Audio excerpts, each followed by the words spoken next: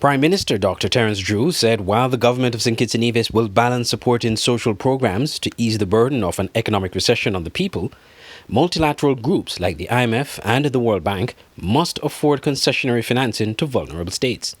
The Prime Minister was asked about the IMF's advice for countries with financial buffers not to spend it all on social programs, but to reserve these funds to meet the challenges of the recession.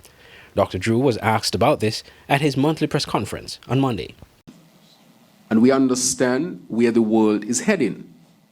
And at the same time that we hear the World Bank and the IMF, and we take their words very seriously, we have said to them that we in the Caribbean, who have graduated, as they say, because of our GDP, we are shut out from grants and we are shut out from concessionary loans.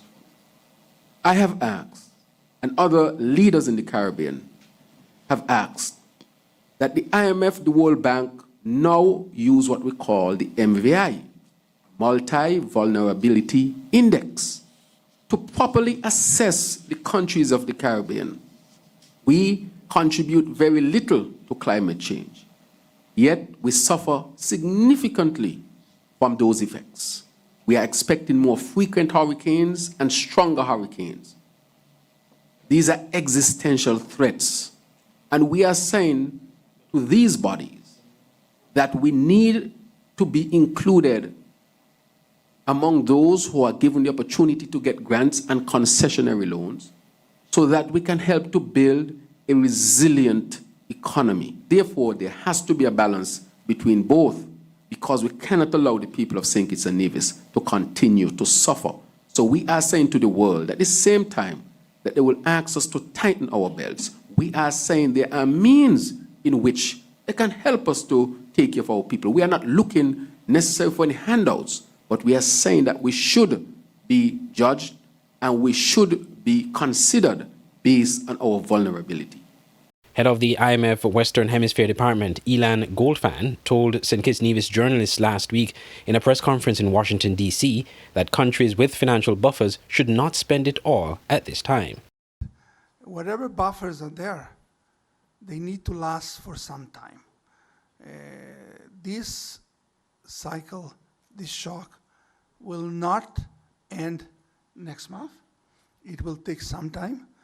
And if you are a country that have reserves, have fiscal resources, do not spend everything now. While we do understand that there is a major shock and there is a need to support the people, but given that there is going to be a more persistent shock,